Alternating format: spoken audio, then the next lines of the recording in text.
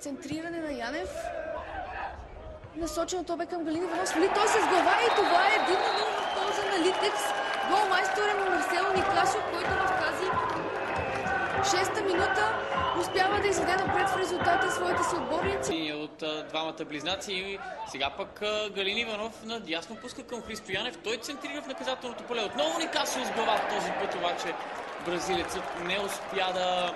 България направи 1-1 с отборът на Ере. Това бе дебют за Христо Стоичков като треньор на повече, като че ли е малко постеснен, доста тесничък изглежда той и със сигурност са го направили това играчи на треньорите на Литекс, но в този момент вече ловчели водят с 2-0.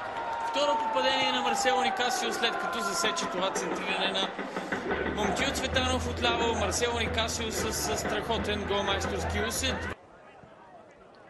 Те са на неприятната седма позиция. Сега удар на Петър Занев отляво. За съжаление, топката рикошира в кръка на бранител в синьо.